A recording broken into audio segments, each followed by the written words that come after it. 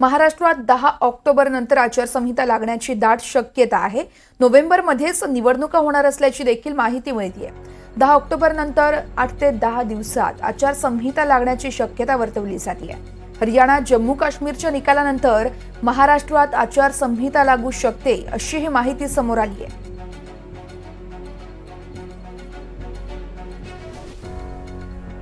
महाराष्ट्रात 10 ऑक्टोबर नंतर आचारसंहिता लागण्याची शक्यता वर्तवली जाते, त्यामुळे निवडणुका नोव्हेंबरमध्येच लागण्याची दाट शक्यता आहे।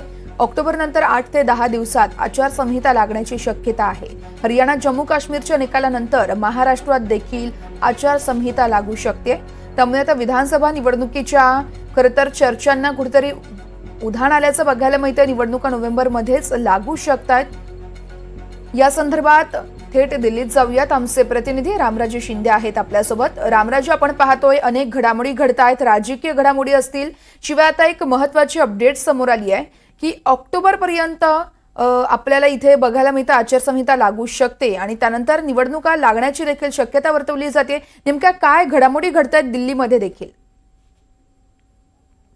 बिलकुल, आता महत्वाच्या राज्याच्या निवडणुका आहेत। जम्मू काश्मीरमध्ये आणि हरियाणामध्ये निवडणुका आहेत आणि दोन्ही ठिकाणी मोठ्या प्रमाणावर फोर्सेस लागलेले आहेत।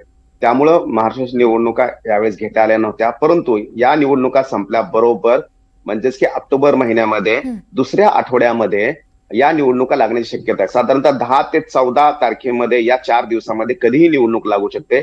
म्हणजेच की आजपासून अवघ्या 20 दिवसानंतर महाराष्ट्रामधल्या निवडणुका लागू शकतात आणि आचारसंहिता सुद्धा जाहीर होऊ शकते।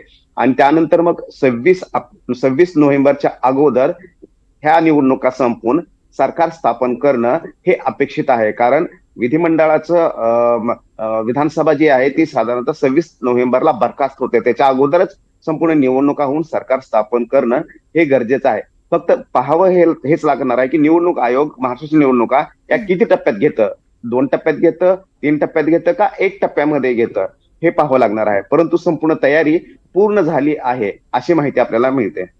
निश्चितच रामराजे, तुम्ही या संपूर्ण घडामोडींवर असंच लक्ष ठेवून राहा। प्रत्येक अपडेट निवडणुकी संदर्भातले तुमच्याकडून जाणून घेत राहणार आहोत। तुर्तास धन्यवाद।